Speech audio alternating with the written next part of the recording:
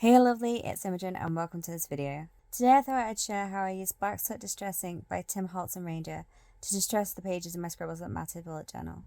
I did use just the original distress ink as I haven't yet got any of the distress oxides, but I'm quite excited about the concept of them and I'm eagerly awaiting payday to finally order some. I'll definitely be featuring them in my future videos, including my bullet journaling, crafts and art journaling videos. I'm hoping to bring back my Hauntless Journal series. Plus, last month I purchased a Witch's Journal, and honestly, I have a collection of X's Journal interactive books I'd love to share on this channel. Anyway, as you saw, I used Baker's parchment paper and painter's masking tape to mask off the white cover to protect it from the inking process. In a full disclaimer, previously when I've done this technique, I've done it on black covered books, and I haven't masked off the covers before, but I don't think masking went too badly. I did, however, decide to use Baker's parchment paper as I'd anticipated that the tape wouldn't stick to wax paper, although the tape didn't stick to the parchment paper very well either. Thus I stuck the tape to itself and the book in places. If I was to redo this, or I should say when, as I'm 100% definitely going to be distressing more books in the future, I'll probably try using tin foil, or aluminum foil as the Americans call it, or perhaps cling film, also known as saran wrap. But I don't think it turned out badly, and since it worked perfectly and I got no ink on the cover, I'm a happy bunny. I enjoyed the process, and as said, the reason I haven't previously masked off my books is they have black covers, and I wasn't upset if black got onto black. But with this I did. Well, I do. I want to try and preserve the white for as long as possible.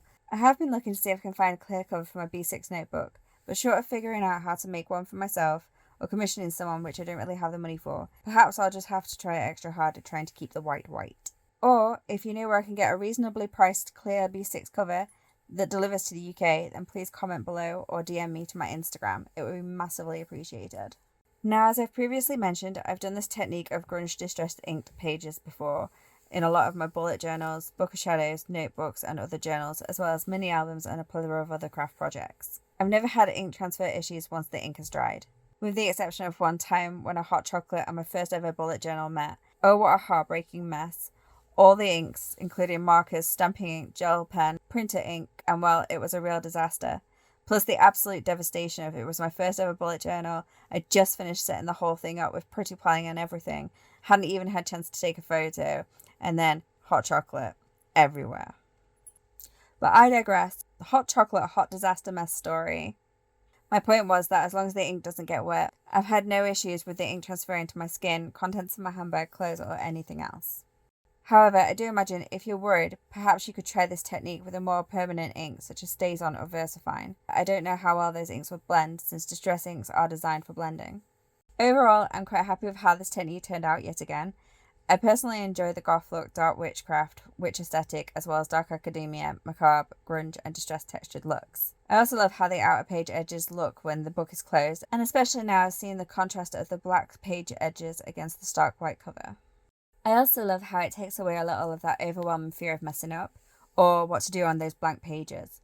I feel it allows me to be a lot more loose and get creative, as I am an artistic person. Also, I thought it was worth mentioning the tools that I use to apply the ink are unbranded round foam blending tool and a cheap makeup sponge. I found it easy to create different textures using the different motions with both tools, such as swiping, dabbing, twisting, brushing it on, rolling, pouncing, blending, and other motions. Also, since the makeup sponge has straight edges, this gives some straight and angular details, while the round foam blending tool creates curved marks. In the past, I've also used blending brushes, paint brushes, and the torn rough edge of makeup sponges, which gives much more texture and splatters and a rusty tarnished effect, which is amazing, but for right now, I just wanted to have this subtle distressed look where I can add more texture and detail later if required. The process of doing this took me about 3 hours from start to finish, excluding dry time, but that's including masking off the book, inking up 200 plus pages, and demasking. The dry time for distress ink seems to be pretty rapid, I feel, it's seconds. However, I did the research and the company Ranger claims that their inks are fully air dry in 20 minutes. Which I suppose is why Tim Holtz uses a heat gun in his demonstrations. I left my book to dry for 10 hours, well, overnight, before rubbing it down with a paper towel to remove any excess ink. There was next to none, and then I removed the protective parchment paper and tape to reveal the black and the white contrasting look. I love it. I feel it turned out really quite well, and I'm excited to use my Scribbles That Matter bullet journal, which I plan to do in a goth witchy style. So if goth and witchy is something that you like in planning, crafting, art journaling and more, feel free to subscribe to my channel if you haven't already. Hit the bell to get notifications on my future posts. If you're still here, why not hit the like button? Perhaps leave me a comment below, tag me on Instagram at Witch's Plans and or Witch's Imagination, especially if you try this. I'd love to see how it looked, and I'd be very interested to see any kawaii goth pastel colours or even rainbow. Plus, while you're there, why not follow me on my Instagram accounts? Links to my socials and more information will be below in the description. And for now, I think that's going to do it. Thank you for watching. Feel free to comment, especially if you have any questions. Take care, my lovely, and until next time, bye!